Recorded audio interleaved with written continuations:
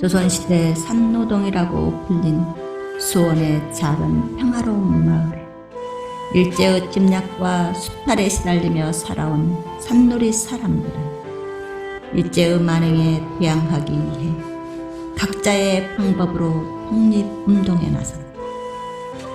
우리가 누리는 자유를 위해 투쟁했던 독립영웅들의 숭고한 정신을 잊지 말아야 한다.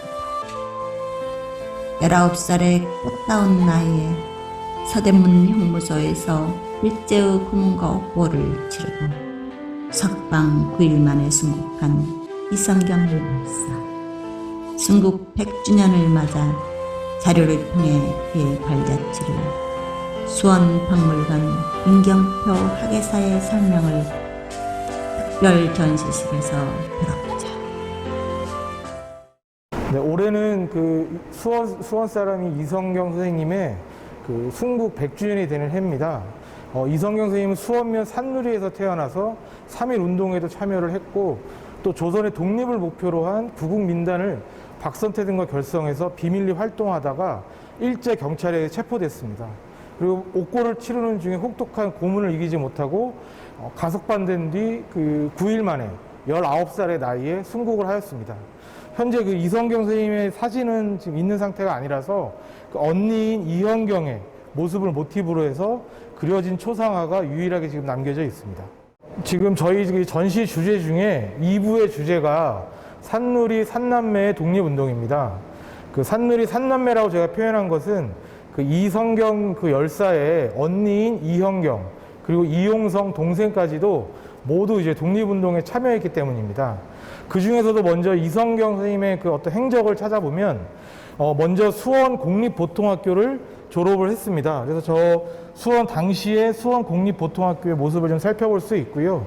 이후에 숙명여학교, 경기여자보통학교를 고등학교를 입학을 해서 서울로 통학을 하게 됩니다.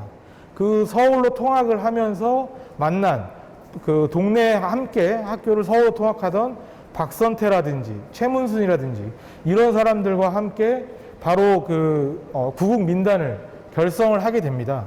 그래서 그 구국민단 검거 과정을 살펴볼 수 있는 자료가 여기 있는데요. 이 자료를 보면 이성경은 그 당시에 그 박선태에게 받은 130엔이라는 독립 자금을 들고 상해 임시정부로 가려고 경성에 머물다가 일제에 의해서 체포가 됐습니다. 그리고 이제 이성경이 상해 임시정부로 가려고 했던 것은 바로 이 위에 사진에 있는 상해 임시정부 적십자 간호부가 되기 위해서 그 상해로 넘어가려고 했었던 것입니다. 하지만 그것이 일제에 발각되면서 그 감옥에 가게 됐고 그 이성경 열사가 그 감옥에 있었던 그러니까 당시 그 투옥되었던 곳이 바로 이 서대문 감옥의 여감방입니다. 이 서대문 여감방은 여러분들 잘 아시다시피 그 유관순 열사도 이곳에 갇혀 있었던 곳이 그 아주 이곳이고요. 이곳에서 우리 여성 독립운동가들이 혹독한 고문을 당했던 곳이 또 바로 저 곳입니다. 그래서 아픈 역사를 이제 가지고 있는 곳이고요. 그 이성경 열사도 마찬가지로 그 감옥에서 심한 그 고문을 받고 결국은 그 재판도 제대로 받지 못한 상태에서 징역형 1년형을 받게 됩니다. 그리고 그 징역형 1년형을 받은 이후에 8개월 만에 근데 일제가 슬그머니 이제 풀어줍니다. 그 이성경이 활동했던 구국민단은 그 수원에서 서울로 통학을 하던 학생들이 중심이 돼서 만들어진 단체였습니다. 그걸 구국민단이었는데요. 거기에 이제 단장은 그 박선태라는 그 산누리 출신의 그 학생이 단장이었고 이성경, 최문순, 임효정 이런 여학생들이 함께 그 단체 활동을 했었습니다. 그 단체가 활동했던 것 중에 하나가 뭐냐면 바로 상해에서 발행되었던 이 독립신문을 각 지방에, 지역에 이렇게 마을에 배포하는 것이 이들의 또 숨겨진 그 일 중에 하나였습니다. 그래서 그 상해판 독립신문이라든지 또 애국창가라든지 이런 것들을 마을에 배포함으로 해서 이 독립의식을 고취하는 것이 이들의 목표 중에 하나였던 것이죠. 그래서 이러한 활동들을 또 함과 동시에 독립운동을 하다가 체포된 많은 그 독립운동가들의 가족을 또 구호하는 것, 이런 것들을 목표로 세워서 활동을 하다가 결국 근데 이제 1920년 6월에 그 만들어서 활동을 하다가 2개월여 만에 일제에 의해서 발각되는 바람에 더 많은 활동은 하지를 못한 것이 안타까울 뿐입니다. 이 신문 기사는 구국민단 공판이라는 1921년 4월 6일 기사입니다. 이 기사에 보면 다른 그 구국민단 단원들은 다 나와서 재판을 받고 있는데 이성경만 혼자 걸석 재판을 받고 있습니다. 이때 몸이 너무 많이 쇠약해져 있었고 고문 등 후유증으로 너무 많이 쇠약해져 있었고 이 공판이 있은 뒤에 6일 뒤인 12일 날 이성경을 일제가 슬그머니 풀어줍니다.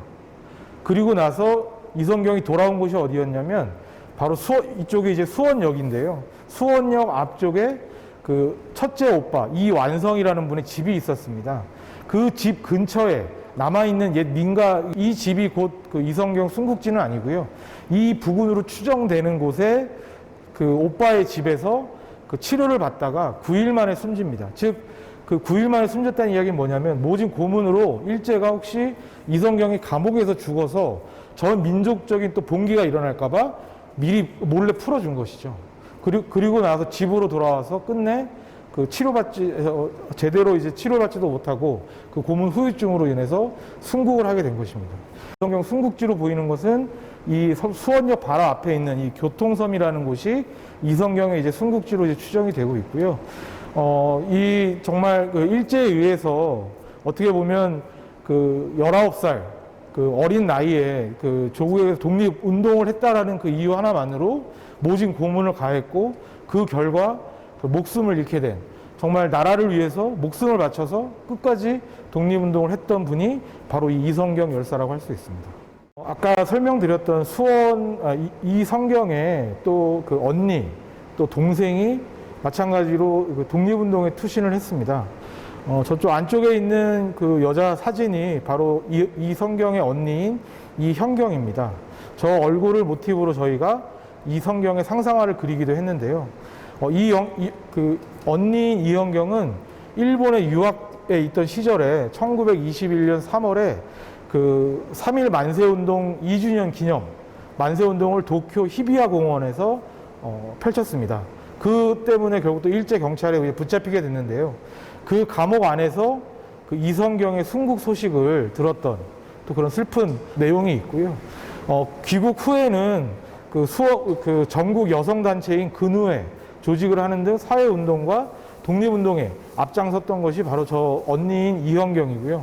또 동생인 이용성은 이 수원에서 사회운동을 계속해서 펼치면서 해방 이후에는 수원시 의회 의원으로 활동하는 등 이제 수원 지역에서 많은 활동을 했었습니다. 그래서 이 수원의 그 이성경, 이현경, 이용성은 수원의 그 산누리에서 태어나서 다 모든 형제들이 독립운동에 투신한 아주 또 보기 드문 집안이라고 할 수가 있습니다. 각자의 위치에서 함께 독립운동을 했다기보다는 본인이 각자의 길을 걸어가면서 그 길 안에서 독립운동을 할 기회를 만났을 때 주저하지 않고 나선 것이 바로 이 삼남매의 특징이라고 할 수 있습니다. 저희는 이번 그 전시는 그 독립운동가 이성경 선생님의 순국 100주년을 맞이해서 이성경 선생님뿐만 아니라 그 산누리에 태어나서 산누리에서 독립운동을 한 많은 영웅들을 재조명하기 위해서 전시를 준비했습니다. 특히 이 산누리 지역은 수원에서 일제의 침탈을 가장 먼저 만난 지역으로 많은 독립운동가들이 있었습니다.